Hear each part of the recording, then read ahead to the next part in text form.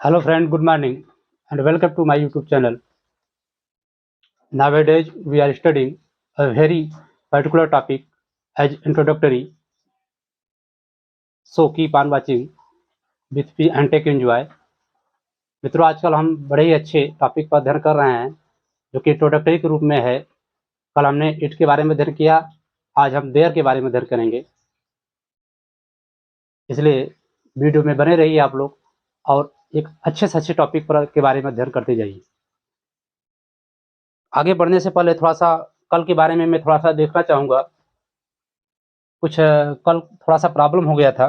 Problem ये हुआ था कि कुछ समझ में थोड़ा-सा प्रॉब्लम हो गया था, उसको देखने का प्रयास करिएगा। कल का वाक्य जो था इट वाले में कि 12:05 हुए हैं। थोड़ा-सा मैंने कल बताया था, उसको थोड़ा-सा रिपीट करना चाहूँगा कि जब 5 के पहाड़े में आएँगे तो उसके लिए मैं मिनट का प्रयोग नहीं करेंगे, और जब 5 के पहाड़े में जो मिनट नहीं आते हैं तो वहाँ पर मिनट का प्रयोग करेंगे। जैसा कि हमने बताया 12:05 हुए हैं, यहाँ इसका बनेगा it is 5 after 12। It is 5 after 12। अब 5 के पहाड़े में आ रहा है, इसलिए यहाँ पर हम मिनट का प्रयोग नहीं करेंगे, 5 मिनट का प्रयोग नहीं करेंगे। ये मेरे कहने का मतलब है। कल मैंने थोड़ा मिस्टेक यही हो गया था कि मैंने 12 को पहले रख दिया और 5 को बाद में किया था, एक गलती हो गया था। और दूसरा एग्जाम्पल देख लेता हूँ कि 12:07 हुए हैं, इट इज़ 7 मिनट्स आफ्टर 12। देख रहे हैं यहाँ पर, देखिए यहाँ पर मैंने 7 के बाद मिनट का प्रयोग कर दिया, मिनट्स। जब ये 5 के टेबल में नहीं आएगा तो हम यहाँ मिनट का प्रयोग करेंगे, और जब भी समय आगे जाएगा तो आफ्टर का प्रयोग करेंगे। चूंकि 7:07 वाली बात बता रहा है, यह हुआ इट इज 7 मिनट्स आफ्टर 12। यही चीज था, मानव संचालित चीज है, थोड़ा सा मिस्टेक हो जाती है, इसलिए मैंने आज रिपीट करने का ध्यान दिया कि मैं इसको रिपीट करके आपको बता दूं। तो ठीक है, तो मैं चलता हूं अब आज अगले टॉपिक पर, जो कि आज देयर के बारे में है। आइए अध्ययन करते हैं हम। देखिए देयर, जैसा कि हमने बताया कि इट और देयर दोनों क्या है, इंट्रोडक्टरी सब्जेक्ट है। इसको भी हम क्या कहेंगे, इंट्रोडक्टरी देयर कहेंगे। इट का भी प्रयोग हमने इंट्रोडक्टरी के रूप में अध्ययन किया, आज हम देयर का भी प्रयोग इंट्रोडक्टरी के रूप में करेंगे। अगर इसको हम परिभाषित करें या हम इसको परिभाषित करने का प्रयास करें तो हम कह सकते हैं कि देयर का प्रयोग वहाँ होता है, देयर का प्रयोग वहाँ होता है, उस सब्जेक्ट के स्थान पर होता है जहाँ पर कर्ता अनिश्चित हो, जहाँ पर सब्जेक्ट निश्चित हो।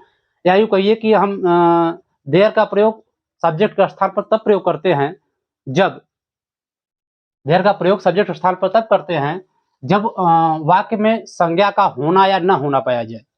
संज्ञा का होना या न होना पाया जाए, अर्थात संज्ञा अनिश्चित हो, निश्चित संज्ञा न हो, तो वहाँ पर क्या करेंगे, हम देयर का प्रयोग करेंगे। ठीक है, मैं फिर रिपीट करना चाहूँगा इस चीज़ को कि देयर का प्रयोग उस सब्जेक्ट के स्थान पर किया जाता है जब वाक्य में किसी संज्ञा का होना या न होना पाया जाए, तो वहाँ पर हम देयर का प्रयोग करेंगे।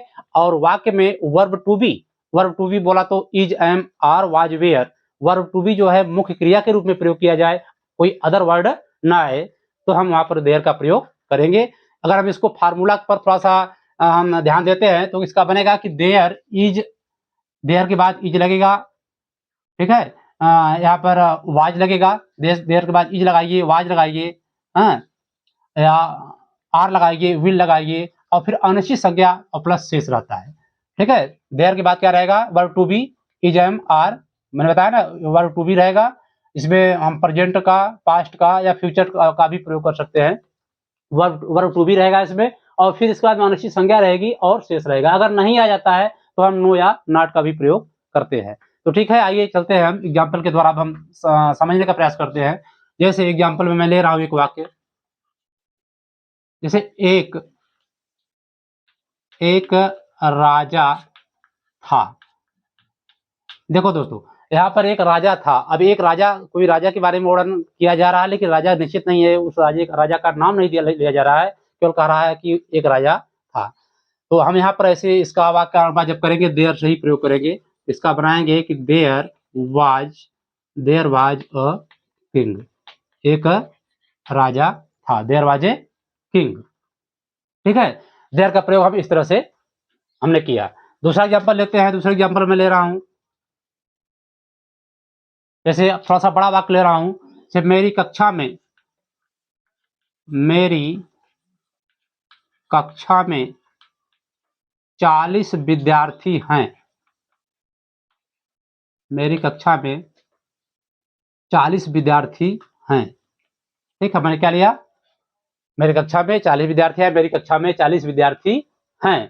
ठीक है, अब यहाँ पर हमने देखिए जब यहाँ पर नाउन जो है निश्चित नहीं है। देखिए या यूँ हम ऐसे समझने का प्रयास कर सकते हैं कि जब वर्ब टू बी हो, इज एम आर रहे और इसके बाद में कोई नाउन हो, अनिश्चित नाउन हो, जैसे कि प्रॉपर नाउन होकर के कॉमन नाउन ग्रुप में हो, उसी विद्यार्थी शब्द दिया है, उसके बाद में वाज वेयर मतलब था थे थी, जैसे बालक है, राजा था, इस तरह से अगर वाक्य आ जाता है तो ऐसे ही समझ सकते हैं कि देयर का प्रयोग किया जाएगा।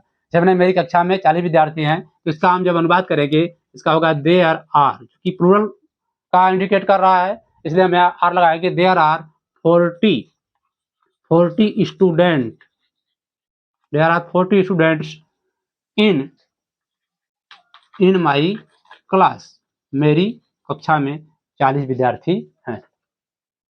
अब दूसरा एग्जाम्पल में अगर निगेटिव लेता हूं, निगेटिव जिसे कहा जाए कि दिए में तेल नहीं है, छोटा वाक्य ले रहा हूं, दिए में तेल नहीं है।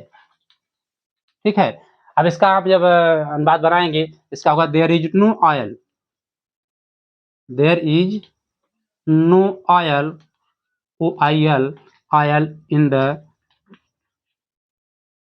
लैम्प, या विक कह सकते हैं, विक माने बत्ती भी होता है, विक या लैम्प कह सकते हैं। There is no oil in the lamp, यहाँ पर हमने नो का प्रयोग कर दिया, नॉट या नो का प्रयोग इस तरह से हम करेंगे। अभी नॉट और नो के बारे में हम लोग आगे अगले वीडियो में, अभी आने वाले वीडियो में अच्छी तरह से अध्ययन करेंगे कि नो का प्रयोग कहाँ करते हैं और नॉट का प्रयोग क्या कहाँ करते हैं, क्योंकि काफी दोनों में उसमें अंतर भी है। अच्छा, अगर हम वाक्य में प्रश्नवाचक भी लेते हैं तो हम उसको भी किस तरह से बनाते हैं, जैसे क्या एक सप्ताह में 7 दिन नहीं होते हैं। वर्ब टू बी का प्रयोग होता है जिसका मतलब होता है होना। हम इसको ऐसे भी पहचान सकते हैं कि होने के अर्थ में जब जहां भी वाक्य में होना रहेगा तभी हम देर का प्रयोग करेंगे, अन्यथा नहीं करेंगे। क्या एक सप्ताह में 7 दिन नहीं होते हैं, तो इसका बनेगा आर, बहुवचन हो गया, लगाएंगे आर देयर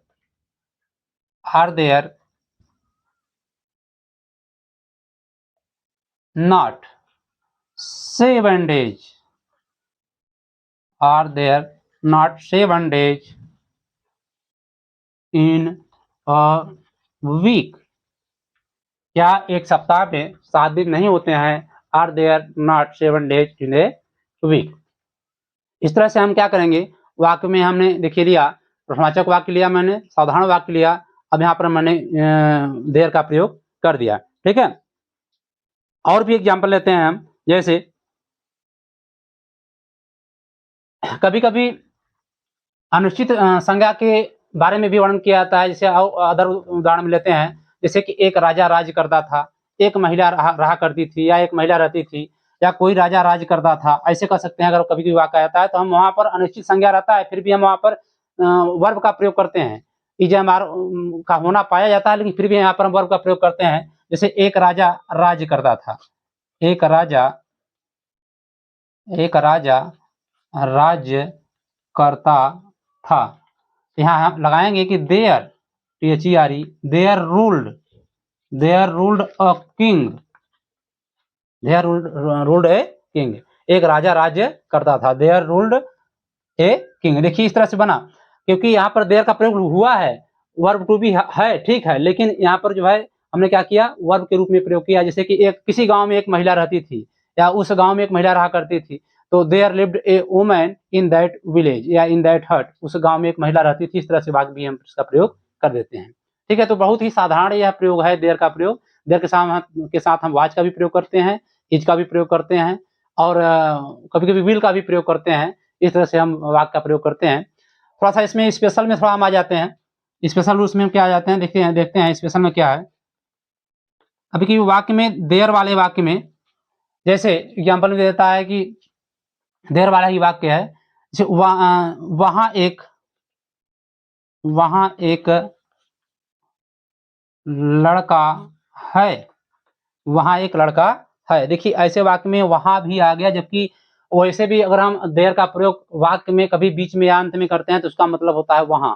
लेकिन यहाँ पर देयर का मतलब क्या होता है, कुछ भी नहीं होता है, केवल अंग्रेजी की बनावट होती है। यह सब्जेक्ट के स्थान पर प्रयोग किया जाता है, वर्ब टू बी होने पर प्रयोग किया जाता है, जहाँ पर संज्ञा का होना या ना होना पाया जाए, जैसा कि मैंने पहले बताया, यहाँ प्रयोग करते हैं। लेकिन इस तरह से वाक्य भी आ जाते हैं जो स्पेशल रूल्स में हम पढ़ सकते हैं। तो वहाँ एक लड़का है, अब वहां भी इसका वर्णन आ गया है और देयर का भी प्रयोग हम प्रयोग कर रहे हैं। तो कैसे इसका हम प्रयोग करेंगे, देखिए यहाँ पर हम प्रयोग कर रहे हैं कि वहां एक लड़का है, there there is a boy over there. देख रहे हैं हमने क्या प्रयोग किया, थोड़ा सा ध्यान दीजिएगा वाक्य पर कि मैंने वहां के लिए प्रयोग किया, ठीक है, यहाँ वहां के लिए मैंने देयर का प्रयोग किया, लेकिन इसके पहले मैंने क्या किया, ओवर का प्रयोग मैंने लगा दिया। मतलब क्या हुआ, there is a boy over there, वहां एक लड़का है। वाक्य पर थोड़ा सा गौर करिएगा। और एग्जाम्पल मैं दे रहा हूं, एग्जाम्पल और दे रहा हूं, जैसे वहां एक गाय थी। वाक्य पर थोड़ा गौर करिएगा, क्या बन रहा है, वहां एक गाय थी। देखिए किस तरह से बन रहा है। इसको हम बनाने के जब प्रयास करेंगे तो कैसे बनेगा, वहां एक गाय थी, इसका भी बनेगा there was a cow, there was a cow over there. देखेगा, इस तरह से मैंने प्रयोग किया।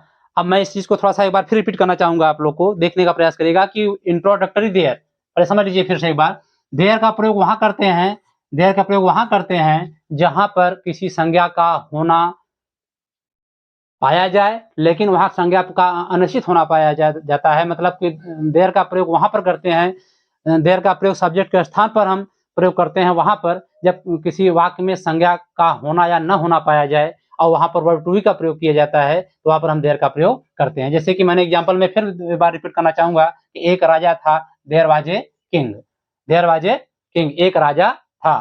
फिर मेरी कक्षा में 40 विद्यार्थी हैं, there are 40 students in my class.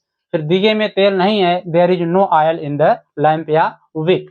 क्या एक सप्ताह में 7 दिन नहीं होते हैं, are there not 7 days in a week. फिर क्या है, एक राजा राज्य करता था, देयर रूल्ड अ किंग। मैंने बताया थोड़ा सा अलग, मैंने बताया कि ऐसे वाक्य में हम वर्ब का भी प्रयोग करेंगे, भले से वर्ब टू बी होता है लेकिन इसका भी प्रयोग हम यहाँ पर करते हैं। इस तरह से कि एक राजा राज करता था, एक महिला रहती थी, एक पुरुष रहा करता था। इस तरह से वाक्य में अगर क्रिया आ जाती है, क्रिया अन्य क्रिया के बारे में दर्शाता है, वर्ब टू बी होने पर भी इसमें कार्य दूसरा कर रहा है क्रिया, इसलिए यहाँ पर इस तरह से वाक्य का प्रयोग हम करते हैं। फिर यहाँ पर स्पेशल मैंने बता दिया कि वहां शब्द भी अगर आ गया और देयर का मतलब भी वहां होता है, लेकिन इस देयर के प्रयोग में देयर का मुख्य प्रयोग कुछ नहीं है, केवल यहाँ इंट्रोडक्टरी देयर हुआ है। लेकिन अब उसे अगर अदर देयर का प्रयोग हम ऐसे वाक्य में करते हैं तो उसका मतलब वहां होता है, हियर माने यहाँ और देयर माने वहां। तो यहाँ पर अगर वाक्य में वहां भी आ गया और हमको वहां देयर का भी प्रयोग करना है, तो इस तरह से मैंने किया है। वहां एक लड़का है, there is a boy over there, वहां एक गाय थी, there was a cow over there. तो इस तरह से आज हम लोगों ने अध्ययन किया कि वर्ब टू बी का प्रयोग इट के साथ भी प्रयोग किया गया, देयर के साथ भी प्रयोग किया गया, और ये दोनों इंट्रोडक्टरी के रूप में जाने जाते हैं। इंट्रोडक्टरी इट, इंट्रोडक्टरी देयर का प्रयोग के रूप में जाना जाता है। तो आज हम लोगों ने बहुत ही सिंपल ढंग से, बहुत ही सहज ढंग से अध्ययन किया और हमें विश्वास है कि आप लोग को ये टॉपिक समझ में आ गया होगा। तो मैं अब पिछले वीडियो के समान मैं एक फिर आप लोग को होमवर्क में देना चाहूँगा, आप लोग उसको बना करके हमको दीजिएगा। इसका एग्जाम्पल मैं दे रहा हूँ, जैसे